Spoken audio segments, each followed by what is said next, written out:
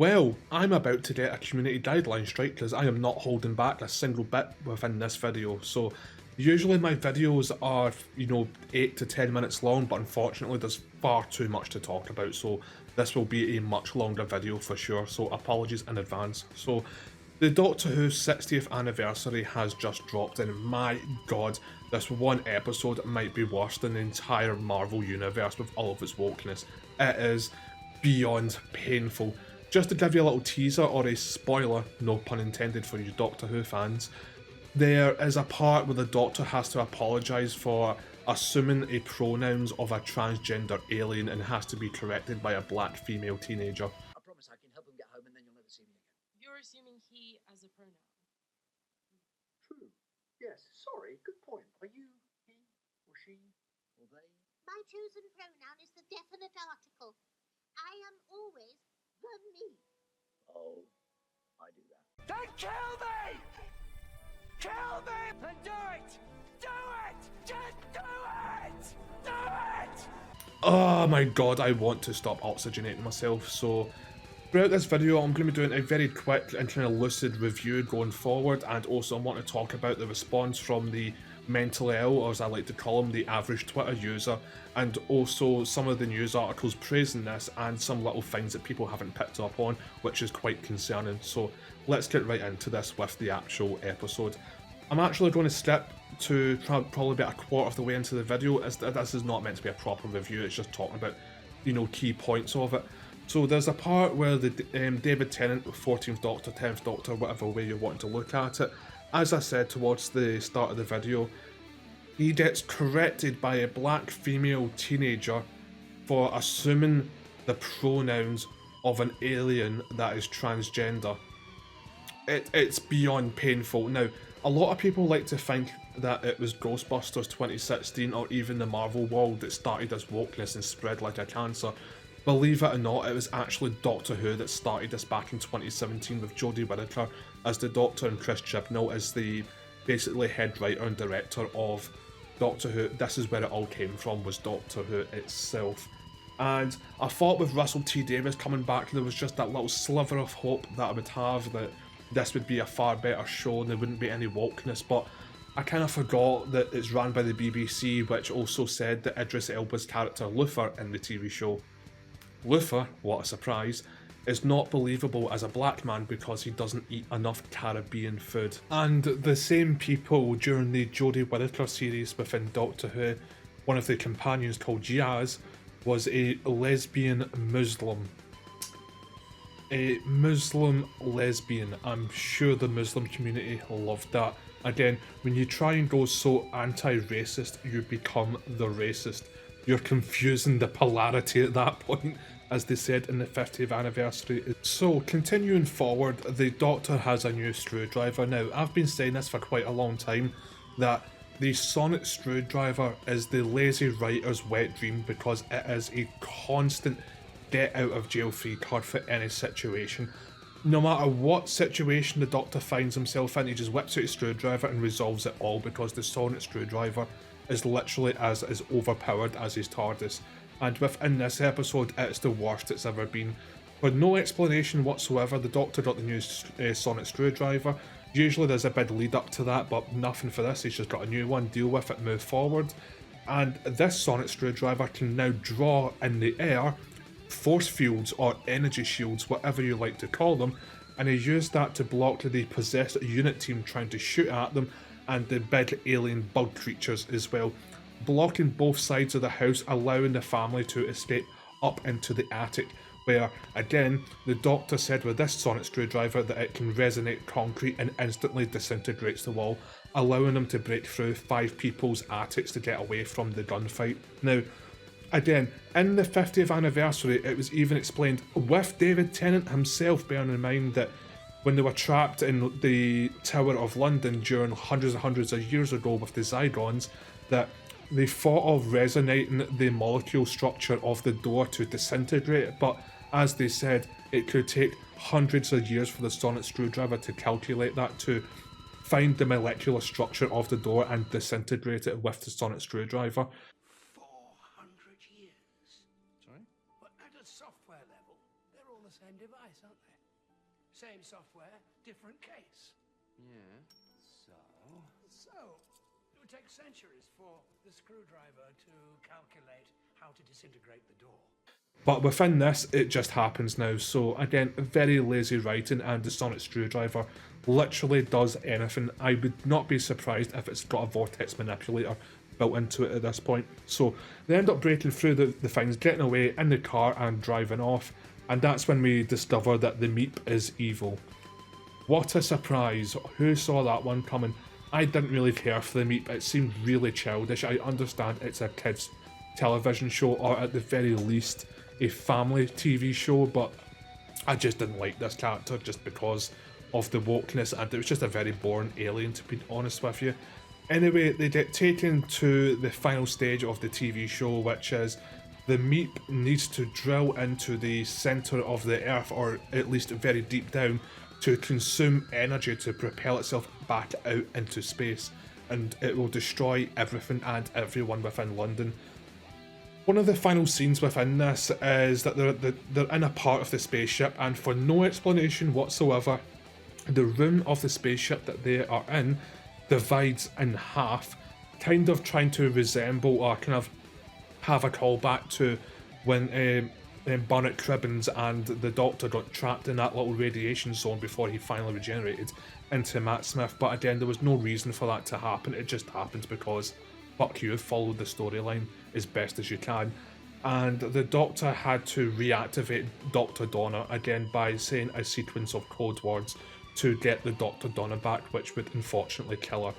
However, they stopped the ship, and turns out that Donna Noble, or the Dr. Donna, is not dead, because it actually confirms that she shared the meta crisis with her non-binary, trans, non-identified fucking daughter. And even though the meta crisis is not genetics or code of any human coding or biological in any way, shape or form, and it can't be passed on, it is a physical, well, I suppose this is a bit of an oxymoron, but it's a physical kind of lock on the brain, the mental side of it, so it can't be passed down. But for this, it did. And this part of me shocked me so much because I had to replay it 2 times.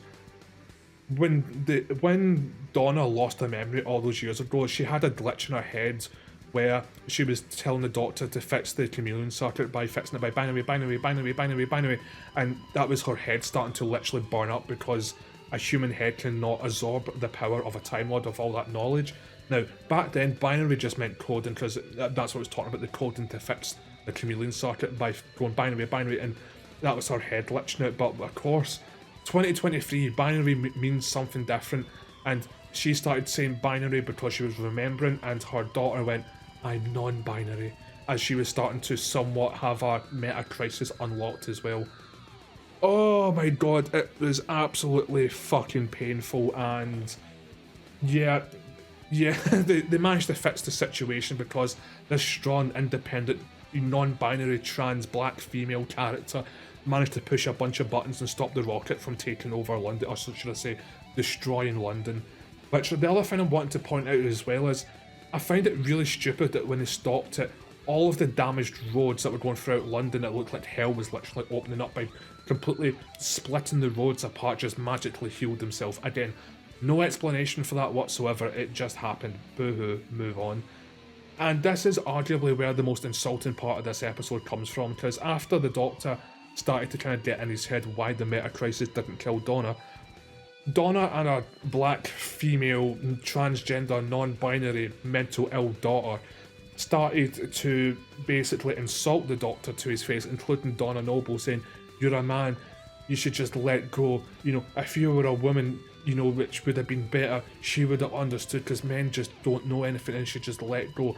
And at that point, both the women, the Dr. Donna and the black lesbian, fucking trans, non-binary, fucking sigma male, whatever you want to call it, just lets go of the meta crisis, and that's it. They're never going to die from it, even though that was the whole point of it going forward. Honest to God, there's a lot more I could rant on about this episode. It is absolute sheer pain. It honestly is. I do like the look of the new TARDIS. It is very empty, I will say that. Like, I do like that 90s kind of... I know I'm going very, very, very niche with this, but it's like a 90s kind of like New Zealand swimming pool theme with the first ever TARDIS. It's kind of got that almost backroom swimming pool energy to it, which I actually do like about it. It's just, when you look back at things like Peter Capaldi or even Matt Smith's TARDIS, it still had a lot more character to it, especially Peter Capaldi's with the bookshelves in his workshop. But with this one, it just seems very empty. I do like the coffee machine, I thought that was kind of cool, but again, just overall, this episode was just absolute beyond woke madness. Now, moving over to the side of Twitter, obviously all of the non-binary Dairy Queens, you know, alphabet people, rainbow, mental illness, blah blah blah, are absolutely having a field day because they've realised they've kicked away 99% of the core audience base for Doctor Who, and they are absolutely just foaming at the teeth because of how much they're loving this.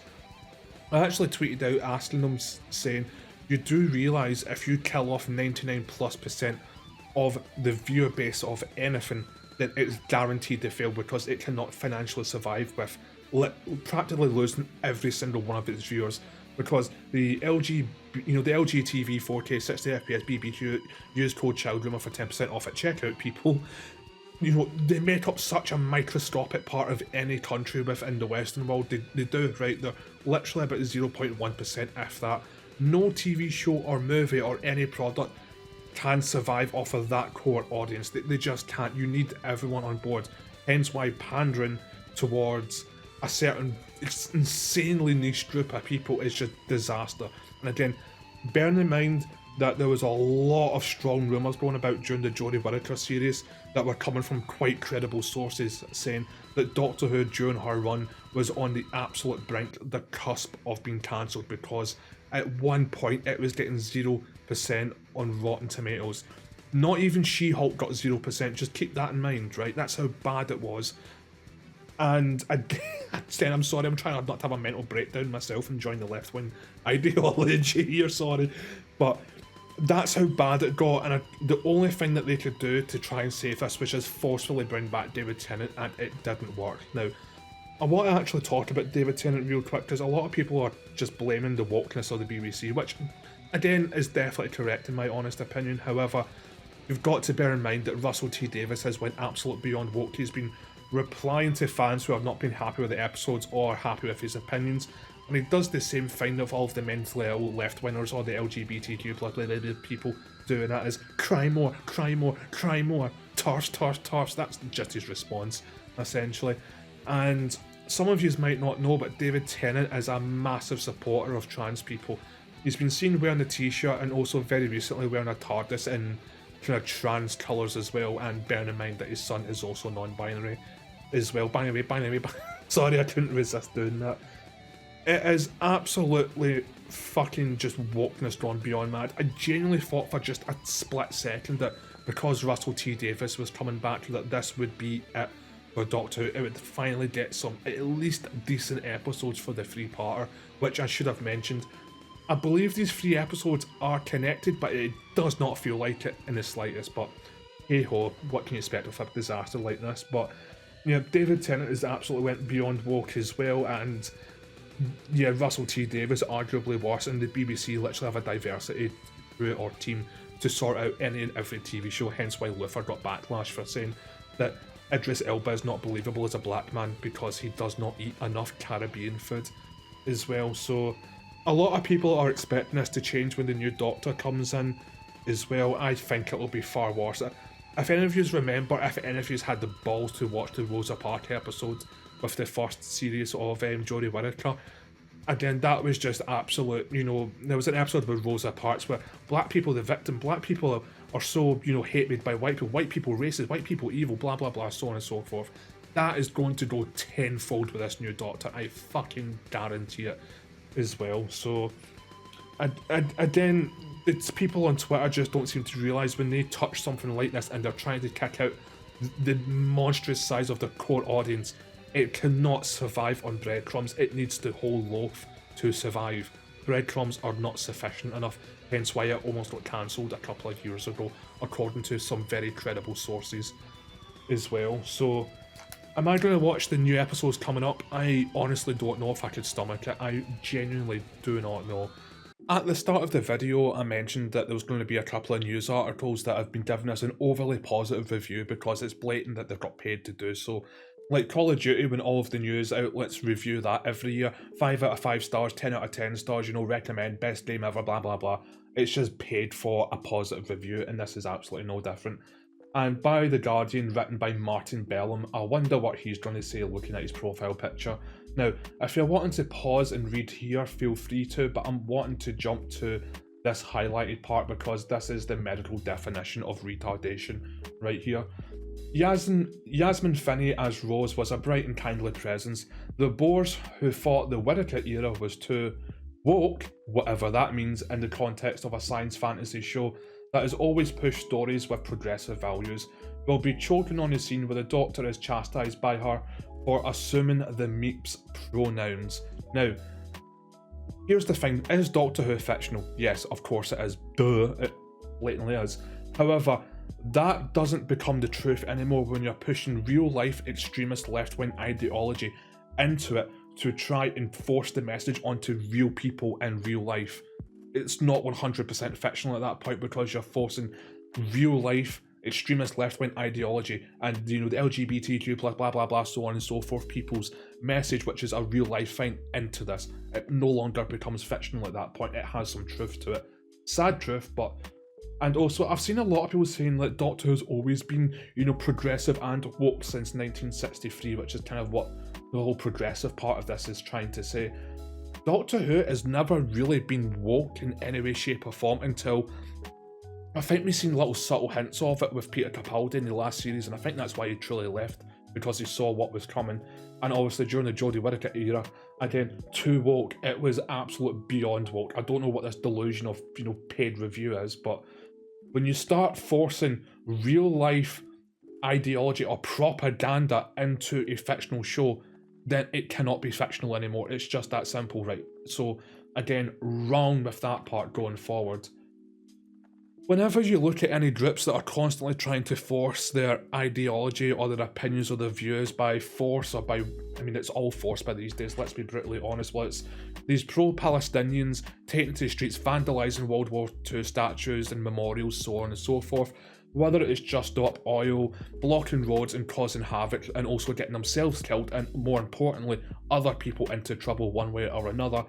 Or the fact that the LGBTQ plus BBQ people as well on top of that are also trying to constantly get into kids through TV shows, or even more scary, into actual high schools to try and propagandarize them, essentially, if that's even a word. It is fucking worrying, and you wonder why so many people are discriminating against you, because they are fucking scared of you. They honestly are. Parents don't want their kids having to come home and learning what non-binary, cisgender, fucking identifying as a toaster and what all this crap is. They don't want their kids full of this. They don't even want their kids to be learning at that age what normal sex is. They just don't. And the fact that they're going to these schools, which has been documented for a good couple of years at bare minimum, of people going to schools trying to teach their kids there's been sexual books of how trans people have sex in libraries of school, and you wonder why people hate you and despise you lot so much. You're creating the homophobia that you're crying about. You are the source of your own problem. People don't want to be near you because they associate you with fucking child grooming. Let's just be quite honest with you. And again, this type of behaviour in a kid's show, again, coming from the BBC, is fucking concerning, to say the very fucking least. Kids don't have an idea, have a fucking clue at, you know, like 6 or 8 or 10 or 13 or whatever it may be, what non-binary is, what transgenderism is, what's been gay, straight, but they don't have a fucking clue, right? They've got bigger things to worry about. Whenever I see kids screeching and preaching, and again, like David Tennant's kids wearing the shorts and stuff like that, that is the parents forcing their left-wing fucking propaganda on the kids. And again, we've saw evidence of when kids are finally taken away from homes like this, and very quickly all of that programming in their head just disappears. It is fucking sickening, to say the very least, as well. Honestly, I don't know if I can stomach watching Doctor Who going forward, because it's just coming off as a very somewhat subtle paedophile ring that's going on in the BBC again, and it isn't like the BBC's not had a history of this, and it just is, it's fucking sickening to say the very least. People want to know why we avoid you. It's because we don't know who is just part of the group and just that's the end of story, or who's trying to push their sexualized fantasy onto kids. It's a fucking revolting. It is disgusting behaviour. And the fact that this is starting to be legalised in some part of the world and people have been arrested for exposing this is just really fucking sketchy, to say the very least. Doctor Who is a pile of shit. It has been for a long time. And if you're willing to argue with me in the comment section, go look at the reviews, look at the fact that the Marvel's collapsing, they're losing billions upon billions, and this is why, I've forgotten his name, I see his face in my head, this is why things like Daredevil have been completely cancelled and rewritten, they're going to have a delay. This is why they're changing going forward, because people are not watching, because they don't want to go on a hard day's work or just a really stressful time in life, come back and get, you're an evil man because you don't accept this, or you're the reason why this planet's ending with pollution. People don't want this messaging anymore. They absolutely don't. They don't want to feel like a bad person for not accepting that there's gay, lesbian, trans, Muslim, you know, paraplegic, fucking, you know, autistic wheelchair people out there. Like, nobody cares, right? We don't fucking care. We don't want the message. We want to watch a TV show. We want to see Marvel save the universe. We want to see Doctor Who save the universe. Leave it at that, right? You are creating the problem that you're crying about.